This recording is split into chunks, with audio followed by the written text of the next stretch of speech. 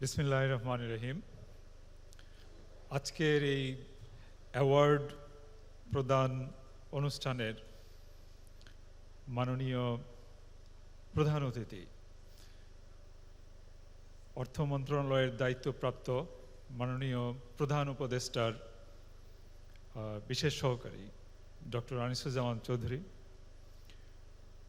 এই অনুষ্ঠানের বিশেষ অতিথি আর্থিক প্রতিষ্ঠান বিভাগের সম্মানিত সচিব জনাব নাজমা মোবারক, বিশেষ অতিথি বাংলাদেশ ইন্স্যুরেন্স অ্যাসোসিয়েশনের সভাপতি, সম্মানিত অতিথি বাংলাদেশ ইন্স্যুরেন্স ফোরামের সভাপতি জনাব BM ইউসুফ আলী,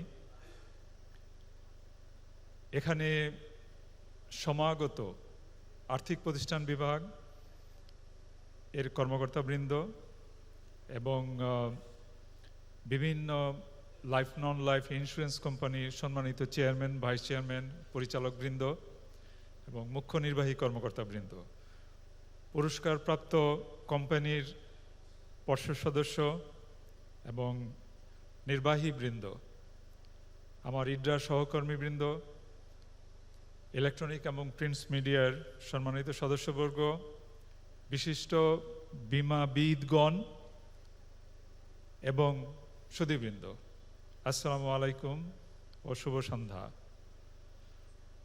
আজকে একটা বিশেষ সন্ধ্যা। প্রথমবারের মতো IDRA এই এক্সেলেন্স অ্যাওয়ার্ডের আয়োজন করেছে। ইতিপূর্বে কখনো এই ধরনের এক্সেলেন্স অ্যাওয়ার্ড দেওয়া হয়নি।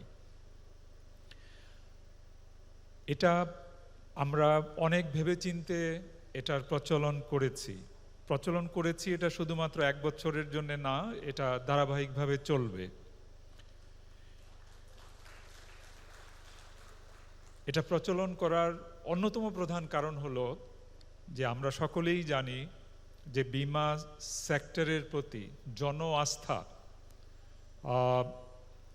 অত্যন্ত নিম্ন পর্যায়ে পৌঁছে গেছে। এত বেশি নেতিবাচক সংবাদ মাধ্যমে আসে, যার ফলে বীমার প্রতি মানুষ ক্রমাগত আস্থা হারাচ্ছে।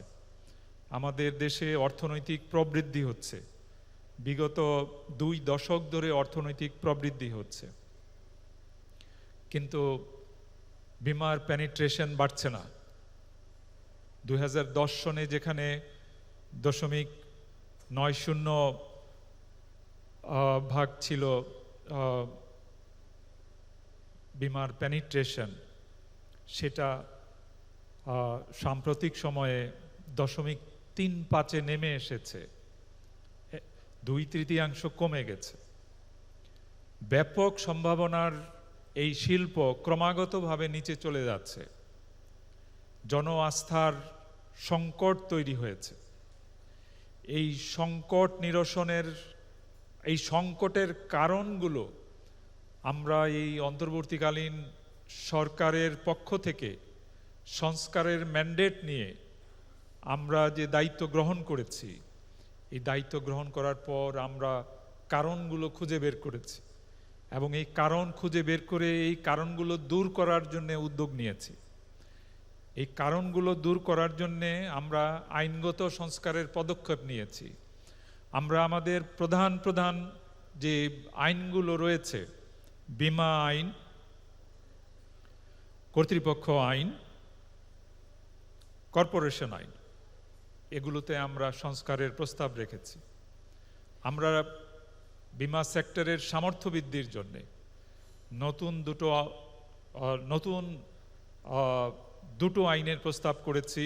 একটা হলো অ্যাকচুয়ারি আইন, আরেকটা হলো বাংলাদেশ চার্টার্ড ইন্স্যুরেন্স ইনস্টিটিউট আইন। এছাড়া প্রায় দেউলিয়া প্রতিষ্ঠানগুলোকে উদ্ধার করার জন্যে এবং লক্ষ লক্ষ বীমা গ্রাহকের দাবি পূরণ করে, দাবি পরিশোধ করে জন আস্থা ফিরিয়ে আনার লক্ষ্যে আমরা বীমাকারীর রেজুলেশন আইনের খসড়া চূড়ান্ত করে মন্ত্রণালয়ে পাঠিয়েছি। এখন আমাদের বিআইএফ এর সম্মানিত প্রেসিডেন্ট বলেছেন যে ব্যাংকিং সেক্টরে সরকার সহায়তা দিচ্ছে, ইন্স্যুরেন্স সেক্টরে ও যদি সহায়তা দেয় তাহলে আমরা এই ক্রাইসিস থেকে উত্তরণ পেতে পারি। কথাটা অত্যন্ত সত্যি। বিমা সেক্টরেও সরকারের আর্থিক পুনরুদ্ধার হস্তক্ষেপ প্রয়োজন, কিন্তু সেজন্য দরকার একটা ফ্রেমওয়ার্ক। ব্যাংকিং সেক্টরে যেভাবে রেজুলেশন আইন করে তার মাধ্যমে কিন্তু অর্থায়ন করা হচ্ছে ব্যাংকিং সেক্টরকে উদ্ধার করার জন্য, ঠিক একইভাবে আমরা বিমাকারীর রেজুলেশন আইনের খসড়া তৈরি করেছি। এর মাধ্যমে একটা ফ্রেমওয়ার্ক তৈরি হবে, যেই ফ্রেমওয়ার্কের মাধ্যমে সরকারি বা বেসরকারি বা আন্তর্জাতিক সহায়তা নিয়ে আমরা আমাদের দুর্দশাগ্রস্ত যে বিমাকারীরা রয়েছে তাদের উদ্ধার করতে সমর্থ হব এবং বিমা দাবি পরিশোধ করতে সমর্থ হব। এবং এই বিমা দাবি যতদিন আমরা পরিশোধ করতে না পারি আস্থা ফিরে আসবে না। এই বিমা দাবি পরিশোধ করার জন্য এটা আমাদের উদ্যোগ। আমরা যে আইনগত যে পদক্ষেপগুলো নিয়েছি দুর্ভাগ্যজনকভাবে এখনো একটিও সেগুলো পাশ করানো যায়নি। দীর্ঘ প্রক্রিয়ার মাধ্যমে এসে এগুলো এখন চূড়ান্ত পর্যায়ে এসেছে। বিমা সেক্টরকে যদি এই অধপতিত অবস্থা থেকে বের হয়ে আসতে হয় তাহলে এই সকল আইনের পাশ হওয়া অত্যন্ত জরুরি। ঠিক একইভাবে আমরা ডিজিটাল সংস্কারের উদ্যোগ নিয়েছি।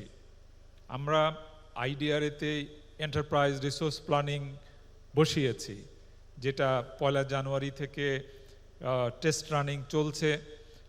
আমাদের অনেক মডিউল গো লাইভে চলে গেছে। আমরা আশা করছি 1 এপ্রিল থেকে আমরা পরিপূর্ণভাবে ডিজিটাল কার্যক্রম শুরু করতে সমর্থ হব। ঠিক একইভাবে আমরা regulatory technology solutions and supervisory technology সলিউশনেরও লঞ্চিংয়ের দ্বারপ্রান্তে উপস্থিত হয়েছি। দীর্ঘমেয়াদী সমস্যার সমাধানের জন্য আমরা ন্যাশনাল কোর ইন্স্যুরেন্স সলিউশন প্রতিষ্ঠার উদ্যোগ নিয়েছি, যেটা বাস্তবায়িত হলে বিমা সেক্টরে আর কোনো প্রকার জালিয়াতি এবং প্রতারণার কোনো সুযোগ থাকবে না। জনআস্থা শতভাগ ফিরে আসবে। বিমা সেক্টরে প্রাতিষ্ঠানিক সমস্যা রয়েছে, সক্ষমতা সমস্যা রয়েছে, যেখানে প্রশিক্ষিত জনবলের ব্যাপক ঘাটতি রয়েছে। আমরা যদি নন লাইফ বিমার কথা বলি, আমাদের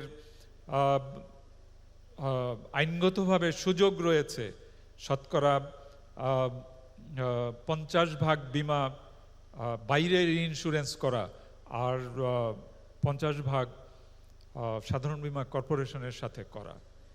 কিন্তু দেখা যাচ্ছে যে আমাদের 45টা নন বিমাকারীর মধ্যে অন্তত 35টাই শতভাগ পুনঃবিমা করে থাকে সাধারণ বীমা কর্পোরেশনের সাথে। তাদের বাইরে যাওয়ার সামর্থ্যই নাই। কিভাবে যেতে হবে তাও জানে না।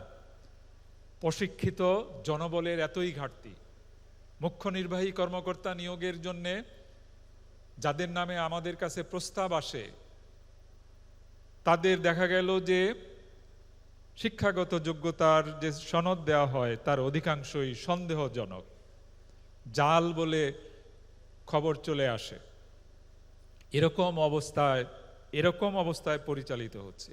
এই সকল সমস্যা দূর করার জন্য আমরা উদ্যোগ নিয়েছি।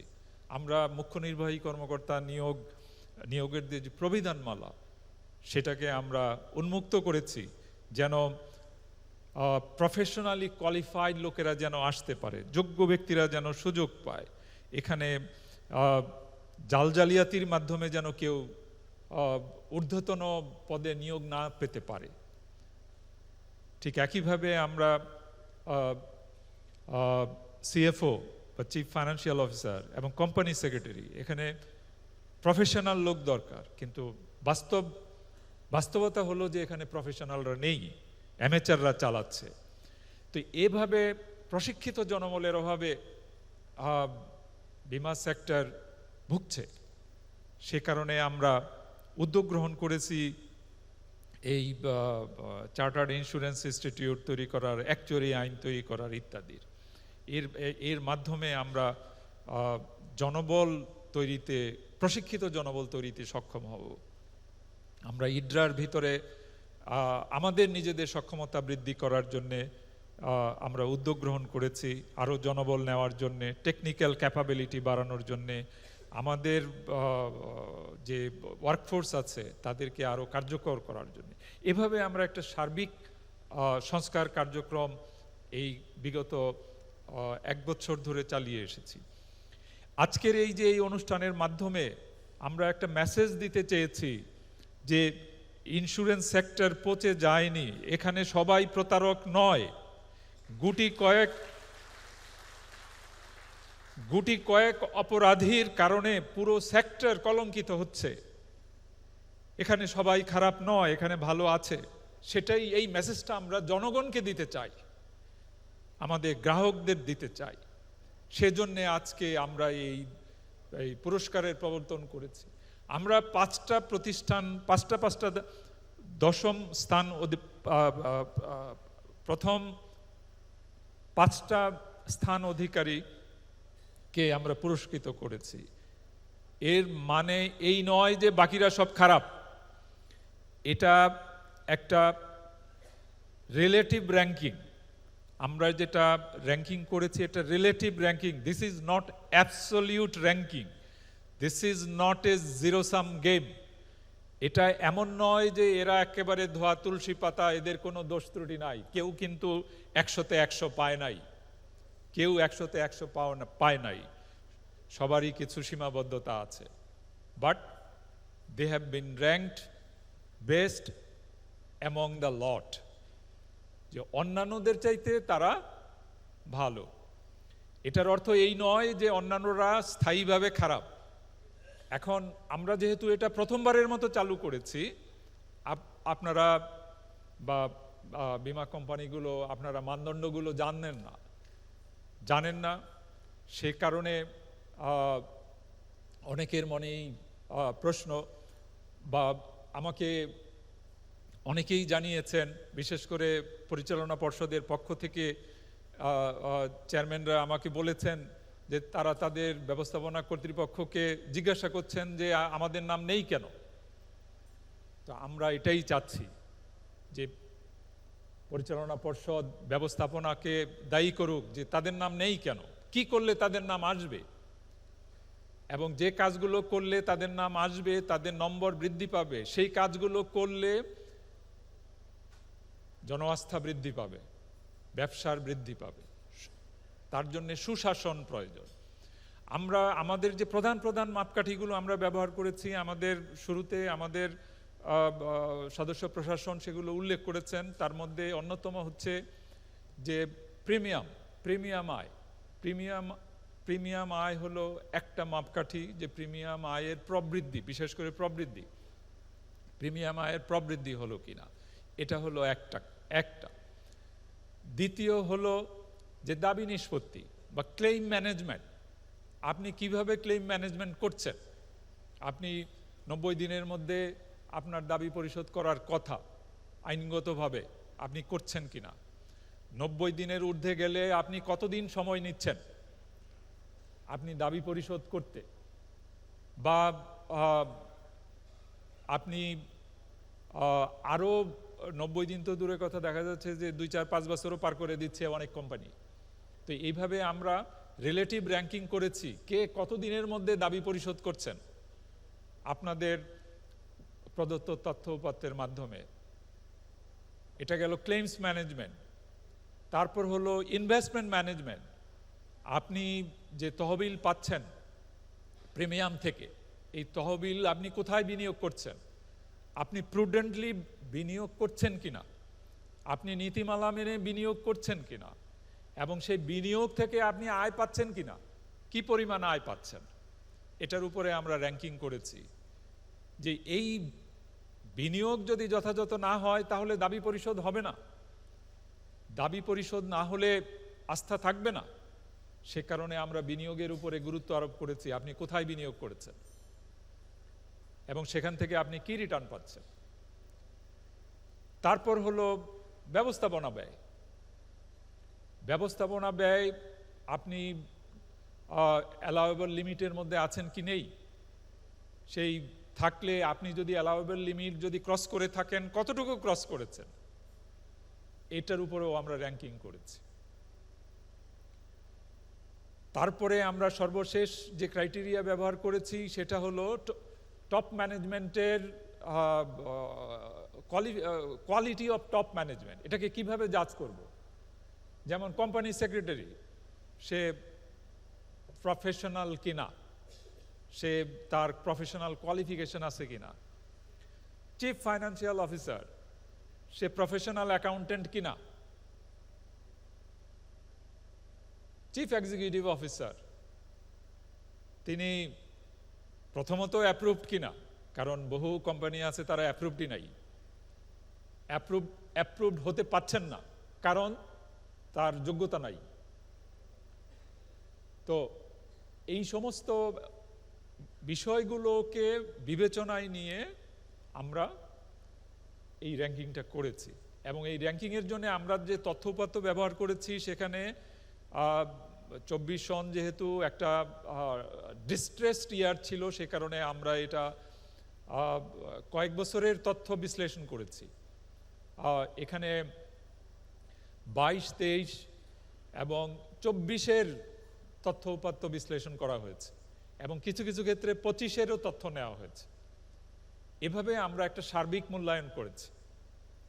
তবে পরবর্তী যে অ্যাওয়ার্ড দেওয়া হবে সেটা হবে পিওরলি 26 সালের তথ্য উপাত্তের ভিত্তি করে, যেন আপনারা সবাই কম্পিট করার জন্যে প্রস্তুতি নিতে পারেন, এখন থেকেই কাজ শুরু করতে পারেন। আমরা আমাদের ক্যালকুলেশনের যে মেথড, এই ক্যালকুলেশনের মেথডটা আমরা শীঘ্রই এটা পাবলিশ করব, যে আমরা কিভাবে আমরা এই গ্রেডিং করছি।